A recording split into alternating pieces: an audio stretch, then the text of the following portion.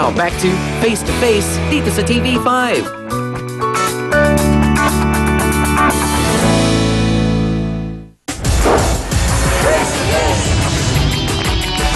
Abay, bakit hindi nga ba pinatawad ang araw na ito, Biyernes Santo? Kailan mo nalaman na nangyari yon, Ate Flor? Nung Biyernes Santo nalaman ko. Mismo nung araw na rin yun? Na nagkakagulo sila? Umuwi ako nung gabi, nalaman ko ng chismis. Tapos, So kung kaya, tunay po kayong kaibigan ni Milagrosa, ano pong sinabi niyo sa kanya? sabi ko sa kanya, bakit mo naman ginawa yun? Oo. Sabi niya, kasi kailangan ko lang eh. Hindi Dahil- ba pwedeng umutang na lang, wala nang kapalit? Ay, wala na rin sa kanya nagpapautang kasi minsan, hindi siya nagbabayad. Bakit hindi niyo na lang po tulungan makapasok ng trabaho si Milagrosa, tumanggap ng labada Eh, o kasi- magkasambahay? Kasi tamad rin yan eh. Ayun! May asawa ka na, Ate Flor? Hindi ka ba natatakot? Hindi naman kasi hindi ko pa naman sila nakitang nag-ano ng asawa ko. So matatakot ka lang pag nakita mo na. Sa susunod asawa Wala mo ko sa kanya na hindi niya yan. ahasin yung asawa ko. Ahas yan, di ba dati rin kami magkaibigan? Diretso ang tanong, Milagrosa, hindi mo inahas ang asawa niya? Hindi po. Bakit? Kaya magmalinis, Mila. Mila. Po kasi sa mga anak ko to, tsaka sa akin po. So, ang tanong, bakit si Chris? Hindi ko rin po masabi kung bakit. Pero inakala mo ba na may gusto siya sa'yo at pwedeng seryosohin ka? Parang ganon. Baka yun ang inisip mo eh. Parang ganun na rin po nasa isip ko. May pinangako ba siya sa'yo? Wala naman po.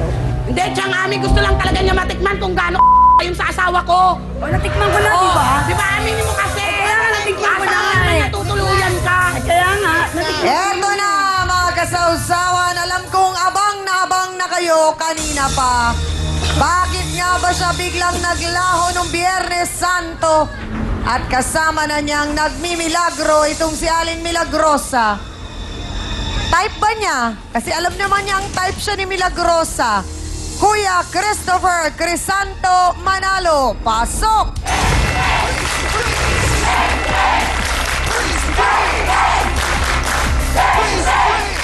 Diretso ang tanong. Kuya Crisanto, nasaan ka nung Biyernes Santo? Nasa kwarto po ni Mila. Malinaw pa sa sikat ng araw, sinabi ng kinakasama mong si Rosalinda, time out muna, break, dahil Holy Week. Bakit hindi mo nagawang respetuhin yun o igalang? Tinamahan na po ng Kasi pagpasok ko po sa kanila, naka-brat panty na siya eh. Pagkabot ko ng 200 eh. Talagang bukas na yung pinto ng impyerno, kumbaga, parang ganon. Di na kailangan susian. Wala po. Wala na po, tinamahan na ng kung mahal na araw. Hindi mo man lang naisip na pag tinanong ka, pag namatay ka na, kaharap mo si San Pedro, nasaan ka nung Biyernes Santo? Nasa kwarto niya po. Kasama si Lucifer. Pak! Pangiti-ngiti ka pa. May gusto ka ba kay Milagrosa? Wala po. Seryoso ka ba sa kanya? Hindi po. Pinautang mo siya. Bakit hindi pwedeng pautangin na lang at wala nang kapalit? Eh, nalaman ko may gusto rin siya sa akin eh. Siya. Anep, ano? Sarap, no? Anep. Paano pag nagkaanak ka? Yan din turo mo, pare. Para ano? Dumami mga Luciferet. Maliliit na Lucifer.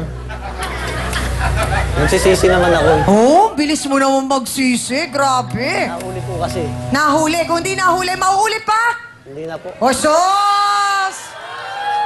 Sa palagay ko, kung hindi nahuli, mauulit? Hindi na po. Bakit kanina sinabi mo sa mga staff namin dito na type mo talaga si Milagrosa? Hindi po. Ano ba talaga ang totoo? Totoo po kasi niyan, nanghiram po siya ng 200 noong Biyernes Santo na nagbabasa yung asawa ko. Sabi ko, sandali lang. Babalik ako. Galing Saan mo po- kinuha yung 200? Sa wallet ko po. Nung nahuli kayo, Nung pag-abot ko po sa kanya ng 200, nakapantit bra na lang siya nung pagbukas ko ng pinto. Sinabi ko na, ito yung 200. Sabi ko, ba't nakapantit bra ka? Ayan, nagbabasa naman yung asawa niya, pasok ka muna rito, sabi niya.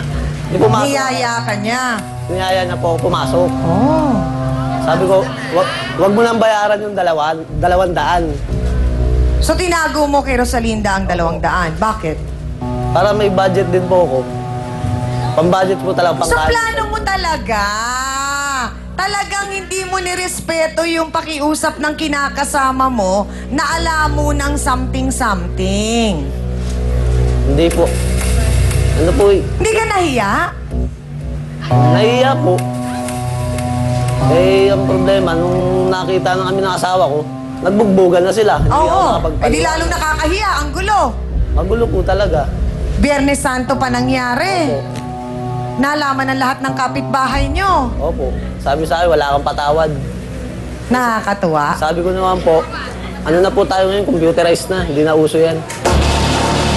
Ayos ka, bata, ah. Isa ka rin eh. At para magabayan ang ating mga bisita ngayong umaga, marahil siguro oras na para sila po ay makausap ng ating pong trio tagapayo. Diba, pag magsisipag ka, talagang kahit pa paano, makakapagtrabaho ka ng hindi ganyan. Kikita ka ng ano. Bakit hindi mo magawang patawarin yan si Milagrosa eh? Sabi mo nga, barkada mo rin naman pala ng 10 taon na. Kaso nga pinamigay yung mga anak niya, attorney, paano ba yun? Pinabigay mo? Humingi ka ng pera? Wala. Mga ilang taon nung ibigay mo yung anak mo sa Hindi, iba? so wala pang 1 year old. Since birth. Wala pang 1 year old yung dalawang yung kambal. Sino na ang lumitaw na magulang sa birth certificate? Sila na po. Sila ang nakalagay na magulang? Trafficking in persons ngayon yun. Attorney Ben, kamusta po ang naging counseling natin sa ating mga bisita ngayong umagang ito? Sana Tiangami ay magkaroon na ng resolusyon ang sigalot na ito ng dalawang panig, lalong higit sa kalagayan ni Milagrosa at saka ni Rosalinda, sapagkat akin pong napag-alaman na magkabarkada at magkaibigan pala ang dalawang panig na ito mula pa 2002. Sa makatuwid ay magsasampung taon na. So mahigit pa ang pagiging magkaibigan ninyo, Rosalinda at Milagrosa, sa haba ng pagsasama ninyo ni Crisanto. Tama ako? So sana ay tanawin mo pa rin yon na maging susi upang kayo ay magkasundo. At kay Crisanto, ang ganda ng pangalan mo, hango rin. Sa banal na kasulatan, Kristo. Pero bakit ganon? Na para bagang napakababa ang pagtingin mo sa sarili mo. Kaninang nagsasalita kang kasi po, dinatnan na ako nung yun. Ganon ba kababa ang pagtingin mo sa iyong pagkalalaki? Sana yun din ay baguhin mo. Upang sa ganon, matuto ka. Hindi lang pagrespeto sa sarili mo, kundi pagrespeto rin sa kapwa mo, lalong-lalo na sa mga kababaihan. Yun lamang. Nung tinatanong ko si Milagrosa, sabi niya gano'n, meron bang pagkakataon na ikaw ay nakapagtrabaho ng hindi ganyan? Sabi niya, nagtitinda ho ako dati ng palitaw at ginatan. Kaya lang nagkataon na nawalan ho ako ng puhunan. At ang kanyang huling kinakasama ay nakulong. So parang sa kanya, yun na. Doon na nag-umpisa na kung ano-ano man ang ginawa niya sa buhay niya. Meron namang pagkakataon Milagrosa na sabihin na natin, kaya pa naman natin bumalik sa pagtatrabaho. Kung ang iniisip mo ay maging responsabling ina, hindi ka makakaisip ng salitang katamaran. Dahil ang iisipin mo ay paano mo mabubuhay ang iyong mga anak. At paano mo maaalagaan sila at mapapabuti sila. At ibalik mo yung respeto mo sa sarili mo. Gaya ng pagtutulong naman din sa'yo. Tutulungan ka naman nila Rosalinda eh. Dahil kaibigan mo sila. Magpatulong ka. At yung suportang yon ang gamitin mo. Yun lang po. Milagrosa, naalala mo ba na pinagkalulo ni Judas ang Panginoong Hesus ng 3 perasong pilak, di ba? 30 pieces of silver.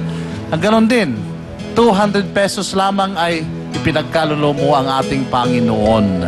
Sana kung sa araw na yon ay sumama ka sa kaibigan mo upang magbasa ng pasyon ay hindi ka nagkasala.